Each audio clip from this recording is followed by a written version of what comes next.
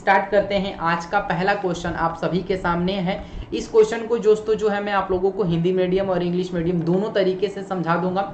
अगर आप एक क्वेश्चन अच्छे से समझ जाएंगे ना तो इसके एक्सरसाइज में 3-4 क्वेश्चन और हैं। हेलो मंजू द्विवेदी जी, हेलो, वेलकम है आपका।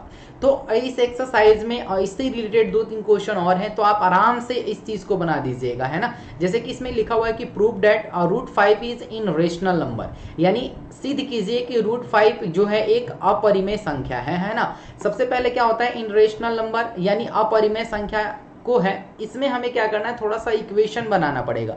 सर जी नमस्ते, सर जी कैसे हो, मैं अच्छा हूँ, है ना। इसमें अगर आपने इक्वेशन बना लिया, इसमें अगर आपने ड्राइव करना है, क्योंकि इसमें लिखना पड़ेगा, स्टेप बाय स्टेप आपको करना पड़ेगा। अगर आप स्टेप बाय स्टेप कर लोगे तो आपके लिए चीजें आसान हो जाएगी। तो इसीलिए मैं आप लोगों को पूरा एक स्टेप करके दिखाऊंगा। इसमें हिंदी मीडियम में भी कर दूंगा और इंग्लिश मीडियम में भी कर दूंगा, ताकि जो भी बच्चे हिंदी वाले हैं उन लोगों को भी समझ में आए, जो बच्चे इंग्लिश वाले हैं उन लोगों को भी समझ में आ जाए।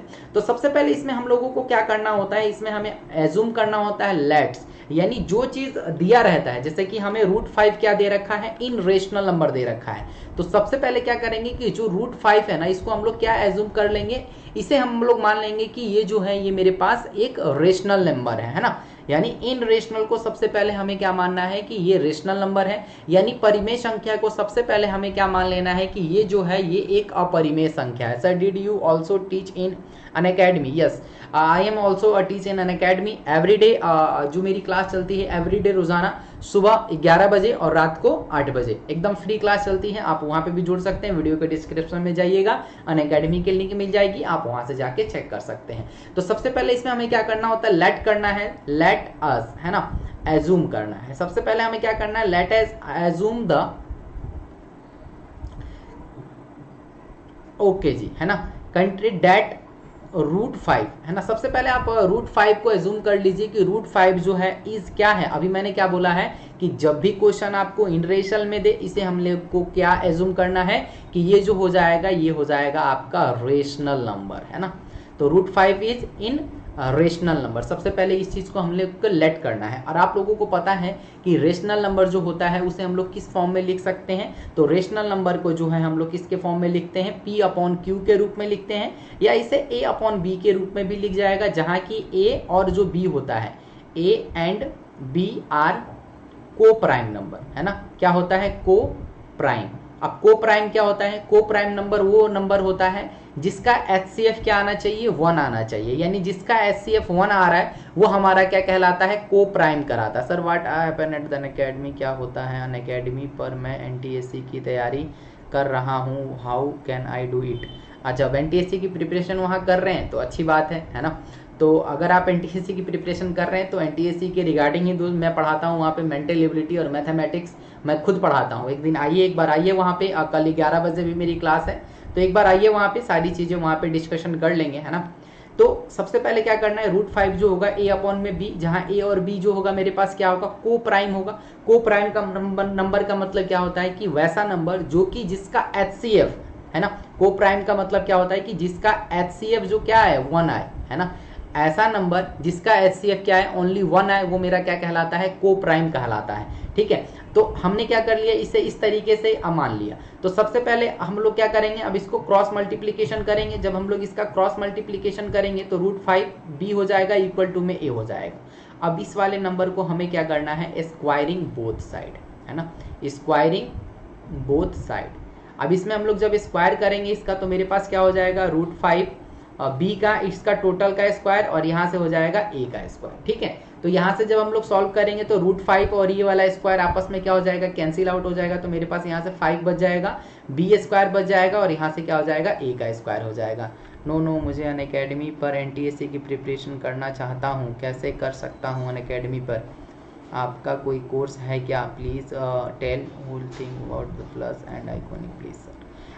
मंजू द्विवेदी जी जो भी हैं आप मैं अनअकैडमी पे NTSC की ही प्रिपरेशन कराता हूँ और वहाँ पे जो है आप फ्री क्लास भी देख सकते हैं। अगर आपको जो है ना, मैं नंबर दे देता हूँ, आप इस नंबर पे मेरे को कॉल कर लेना, मैं जो है सारी डिटेल आपको बता दूंगा, ठीक है। क्लास ओवर होने के बाद आप मेरे को इस नंबर पे कॉल कर लेना, मैं आपको सारी डिटेल बता दूंगा, ठीक है। यहाँ पे 5 B² इक्वल टू में क्या है, A², यहाँ से जो हो जाएगा A² is divisible by, hello Satyam, A square is क्या हो जाएगा, डिविजिबल बाई 5। यानी कहने का मतलब क्या है कि ये जो ए स्क्वायर है ये 5 को क्या कर रहा है, डिविजिबल कर रहा है, यानी डिवाइड कर रहा है। गुड नाइट सर जी, गुड नाइट जी, है ना।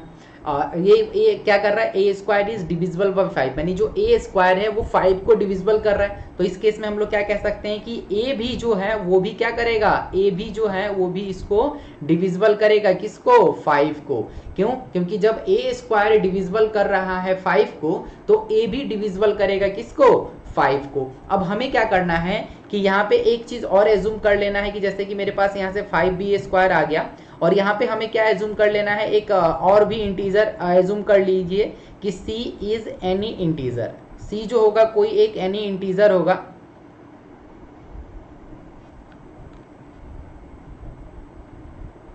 अजी कोड के लिए आप मेरा नाम कैपिटल में लिख के आइए, रजनीश, RAJNISH।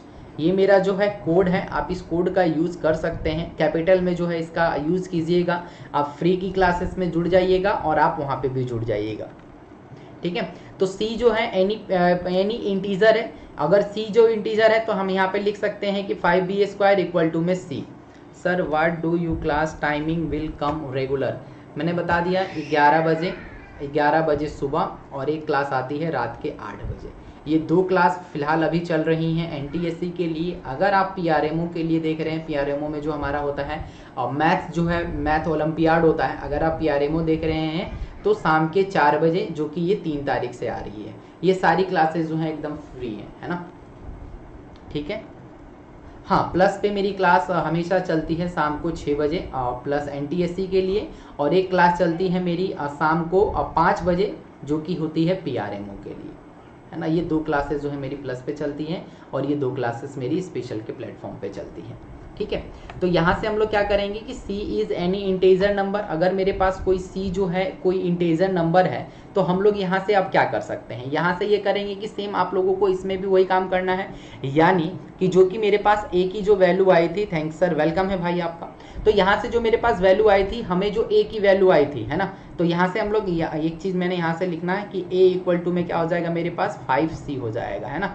तो a की जगह पे ये सारी वैल्यू को पुट करेंगे, जब पुट करेंगे तो मेरे पास क्या हो जाएगा, 5b स्क्वायर इक्वल टू में 5c का स्क्वायर, और यहाँ पे इन दोनों को क्या करना है, स्क्वायरिंग बोथ साइड कर देना है। स्क्वायरिंग जब बोथ साइड करेंगे तो सेम वही कंडीशन आ जाएगी, मेरे पास क्या हो जाएगा, 5 का स्क्वायर करेंगे 25 हो जाएगा, 25b स्क्वायर हो जाएगा, और यहाँ से भी क्या हो जाएगा, यहाँ से भी सेम वही हो जाएगा ना, यहाँ से भी हो जाएगा 25c का स्क्वायर, है ना। तो देखो ये यहाँ पे स्क्वायरिंग नहीं करेंगे, 5 से ये 5 कट जाएगा, यानी यहाँ पे 5 आ जाएगा, b स्क्वायर इक्वल टू में 5c स्क्वायर। इस तरीके से ये हमारे पास एक इक्वेशन आ जाएगी।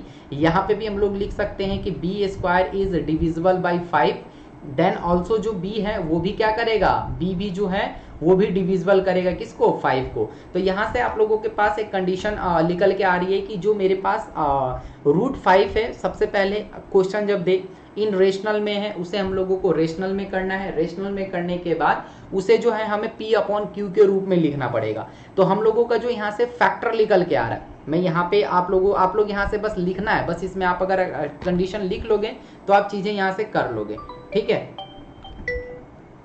यहाँ से क्या करना होता है, आपने लिखना होता है कि A एंड B, मैं पूरा लिखूंगा नहीं, पूरा डिटेल में नहीं बताऊंगा। डिटेल में नहीं बताने का कारण क्या है कि आप चीज़ों को कर सकते हैं, है ना।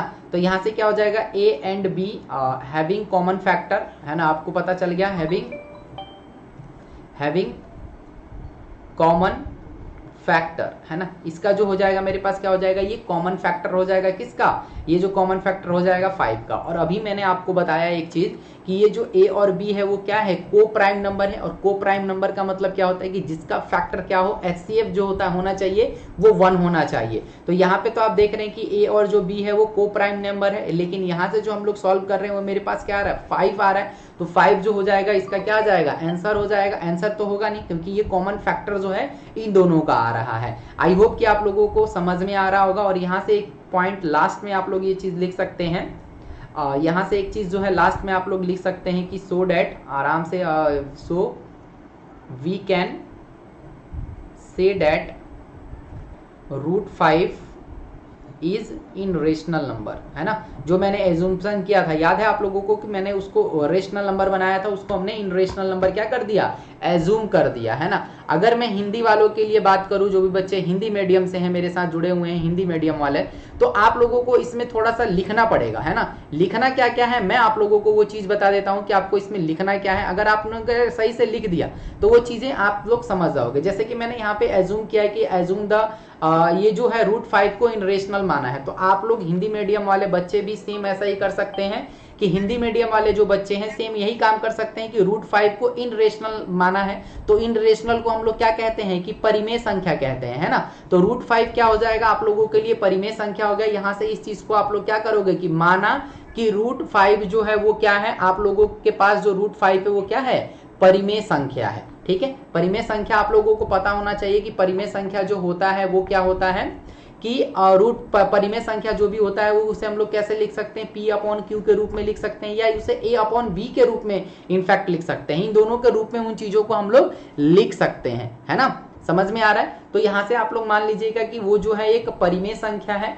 उसके बाद हमें इनका क्या करना है, जो मैंने स्टेप लिखा है आप लोग देख लो कि ए जो है वो क्या करेगा, विभाजित करेगा किसको, बी को। इस वाले स्टेप में देख लीजिए कि ए जो है किसको विभाजित कर रहा है, 5 को, तो जो ए भी है वो भी विभाजित करेगा 5 को ही। सेम कंडीशन वही है जैसे कि यहाँ पे मैंने ये वाले लाइन पे लिखा है कि जो बी है वो किसको डिवाइड कर रहा है, मैंने विभाजित कर रहा है 5 को, तो जो बी सिंगल बी बचेगा वो भी विभाजित करेगा किसको, 5 को ही विभाजित करेगा। और ये वाला लाइन है कि इन दोनों का जो हमारे पास क्या कहते हैं अभाज्य गुणनखंड लिखला है वो 5 लिखला है, इसीलिए हम लोग कह सकते हैं कि √5 जो होगा वो हमारा क्या हो जाएगा, परिमेय संख्या हो जाएगा। आई होप कि आप लोगों को जो भी हिंदी मीडियम वाले हैं बच्चे हैं उन लोगों को ये सारी चीजें जो है समझ में आ रही होंगी और ये चीज जो है उन लोगों को क्लियर हो रहा होगा, ठीक है। तो चलिए अब हम लोग नेक्स्ट क्वेश्चन की ओर मूव करते हैं और नेक्स्ट क्वेश्चन को जो है देखते हैं। और नेक्स्ट क्वेश्चन जो है आप लोगों के लिए सेम इसी पैटर्न पे है और सेम इसी टाइप का क्वेश्चन है ना। क्वेश्चन नंबर 2 मैं आप लोगों को ये चीज दिखा देता हूं, ठीक है।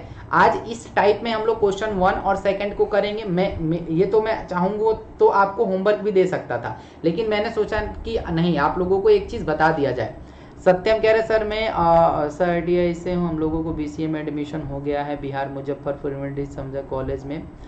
मैं आप बोले थे कि सर बता देना। बहुत बहुत धन्यवाद जी सत्यम जी, बहुत बढ़िया भाई, बहुत बढ़िया।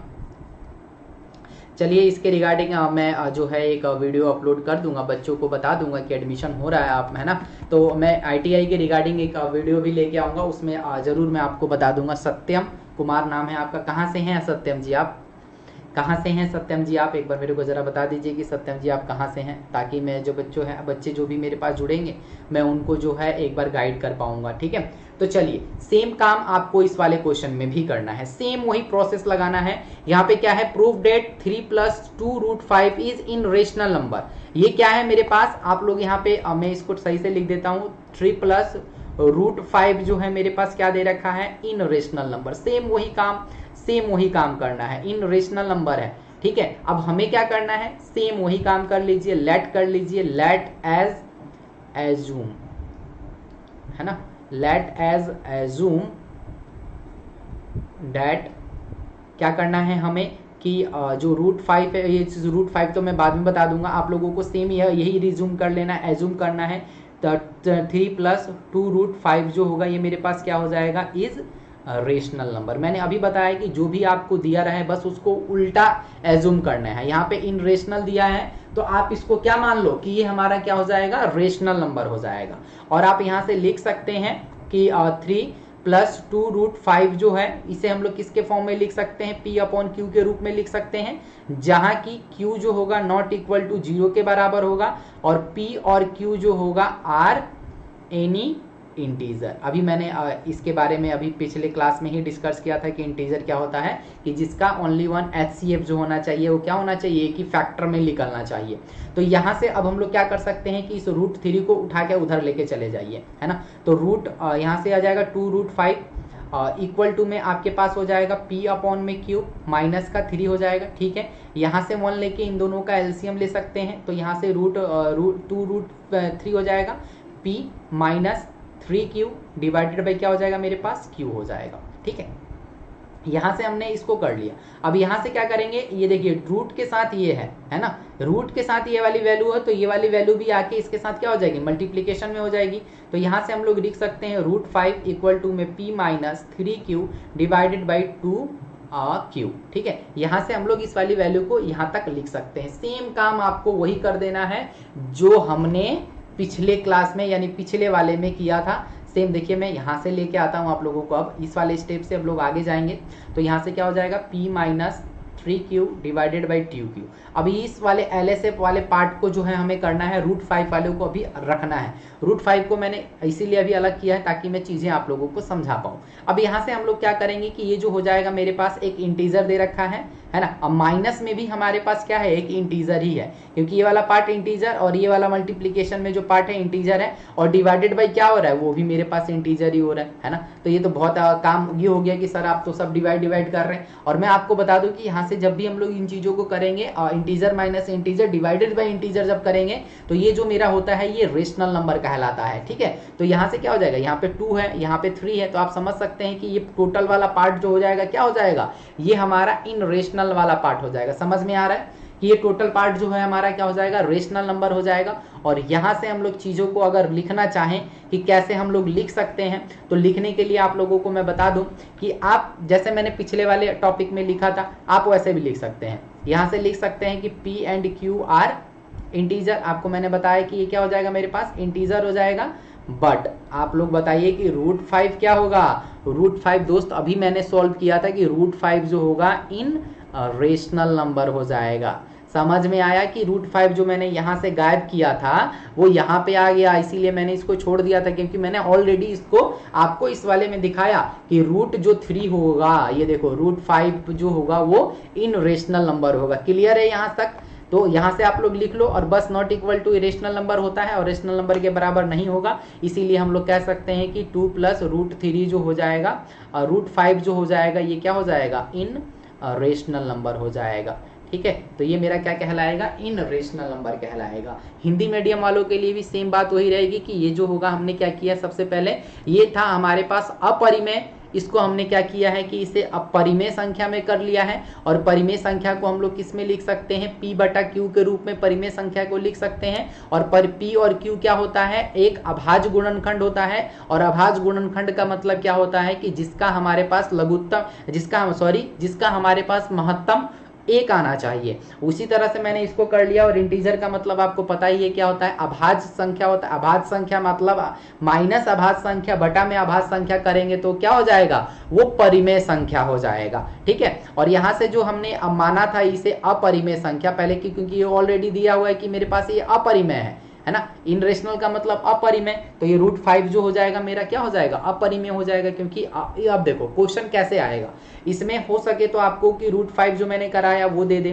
√3 पूछ सकता है आपसे, √7 पूछ सकता है, किसी की भी वैल्यू आपके पास पूछ सकता है। तो हमने क्वेश्चन नंबर फर्स्ट को, है ना, और क्वेश्चन नंबर सेकंड को इसमें कर लिया है। अब कल की क्लास में हम लोग क्वेश्चन नंबर थर्ड को करेंगे, क्योंकि उसमें इस वाले टाइप में आ जाएगा 1/√3, इस टाइप का जब आएगा तो इसको हम लोगों को कैसे करना है कल की क्लास में मैं इसके ऊपर डिस्कशन करूंगा। क्वेश्चन नंबर थर्ड से स्टार्ट करेंगे, है ना। तो आई